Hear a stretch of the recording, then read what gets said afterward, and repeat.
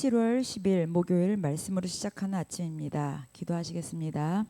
하나님 감사합니다. 우리가 매 순간 그 어떤 상황도 다 이해할 수는 없지만 우리가 하나님의 주권과 정말 주님의 인도하심을 항상 믿고 따르고 순종하는 저희들 되게 하여 주시옵소서. 감사드렸고 예수님의 이름으로 기도드립니다. 아멘. 오늘 말씀입니다. 오늘 말씀 같이 보시겠는데요. 창세기 25장 19절로부터 26절까지입니다. 창세기 25장 19절로부터 26절입니다. 아브라함의 아들 이삭의 족보는 이러하니라. 아브라함이 이삭을 낳았고 이삭은 40세에 리브가를 맞이하여 아내를 삼았으니 리브가는 밧단 아람의 아랍 족속 중 부두엘의 딸이요 아람 족속 중 라반의 누이였더라. 이삭이 그의 아내가 임신하지 못함으로 그를 위하여 여호와께 간구하매 여호와께서 그의 간구를 들으셨으므로 그의 아내 리브가가 임신하였더니 그 아들들이 그의 태 속에서 서로 싸우는지라. 그가 이르되 이럴 경우에는 내가 어찌할꼬 하고 가서 여호와께 묻자온대 여호와께서 그에게 이르시되 두 국민이 내 태중에 있구나. 두 국민이 내 복중에서부터 나누이리라. 이 족속이 저 족속보다 강하겠고 큰 자가 어린 자를 섬기리라 하셨더라. 그 해산 기한이 찬즉 태에 쌍둥이가 있었는데 먼저 나온 자는 붉고 전신이 털옷 같아서 이름을 에서라 하였고 후에 나온 아우는 손으로 에서의 발꿈치를 잡았으므로 그 이름을 야곱이라 하였으며 리브가가 그들을 낳을 때에 이삭이 60세였더라. 아멘. 오늘 제목이 이해할 수 없어도 하나님의 주권에 순종하라. 이해할 수 없어도 하나님의 주권에 순종하라라는 말씀을 같이 보시겠는데요. 자, 이제 이삭이 이 땅에 태어나기까지 정말 하나님이 아브라함을 통해서 많은 일들이 있었고 또 아브라함을 통해서 그 많은 기적과 간증이 있었습니다.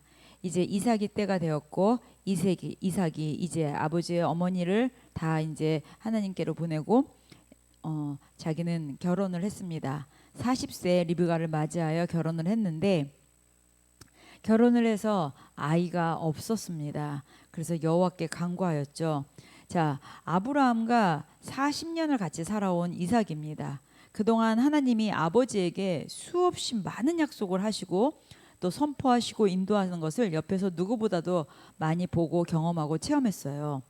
또 그 중에서 아버지에게 하나님께서 직접 말씀하시는 것도 같이 들었죠. 하늘의 별과 같이 바닷가의 모래같이 다 너의 후손을 줄 거라고. 이삭 입장에서는 후손을 준다는 것은 자기를 통하여서 대가 이어간다는 건데, 자, 하나님이 이렇게 하시는 일들을 사람이 이제 할 수 있을 때보다 사람이 할 수 없을 때 하나님은 가능케 하시는 역사가 더 큽니다. 자, 나이는 점점 들었습니다. 이제 그렇게 결혼한 지 20년이 지나서 60세가 됩니다. 어떻게 알 수 있냐면 26절에 자, 리브가가 그들을 낳을 때 이삭이 60세였더라. 결혼했을 때는 40세였으니까는 20년 동안 아이가 없었던 겁니다. 자, 그런데 임신을 드디어 하는데 23절에 보면 두 국민이 뱃속에서 서로 싸우고 있다고 합니다. 그런데 큰 자가 어린 자를 섬기겠다고 하는 거죠. 큰 자라면 장자인데 형이 아우를 섬긴다는 말로 하나님께서는 그 리브가에게 전했습니다.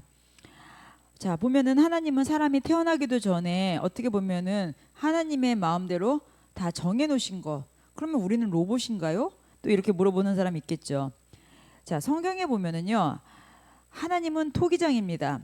그래서 진흙으로 그 어떤 것을 만드실 때 어떤 그릇은 귀 있을 그릇도 만드시고 어떤 것은 천 있을 그릇도 만든다고 하였습니다. 자, 하나님은 우리를 다 다른 모양으로 만들었습니다. 그러니까 어떤 것은 냉면 그릇도 만드는 거고 어떤 거는 간장 종지도 만들 거고 그렇지만 다 필요한 겁니다. 다 필요한 겁니다.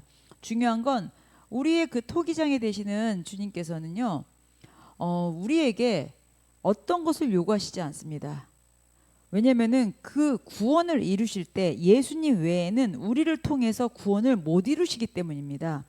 그냥 토기장이는 진흙을 가지시고 토기장이가 만드시는 것이지 우리의 조력이 없는 것처럼 구원도 예수님 외에는 우리 어떤 조력이 같이 있을 수가 없는 것입니다.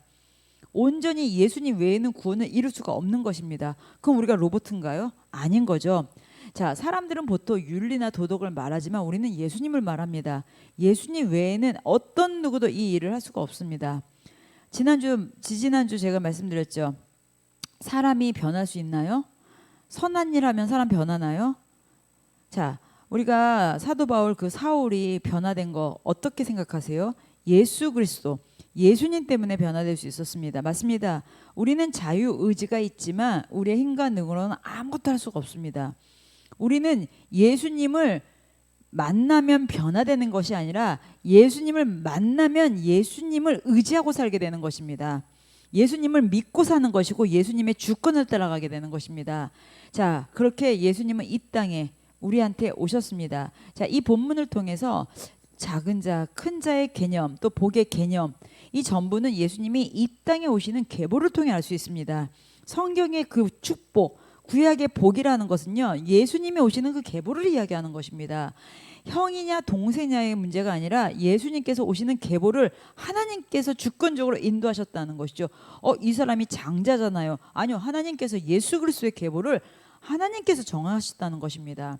처녀 마리아가 성령으로 잉태하기까지, 그래서 천주교에서는 그 마리아에 있어서 되게 그것을 특별하게 하는데요. 아니요, 그것도 그냥 택함 받은 백성으로 통하여서 성령으로 잉태한 것입니다. 구약의 역사가 예수님의 오시는 그 길에 그 계보를 이어서 복이라고 한 것입니다.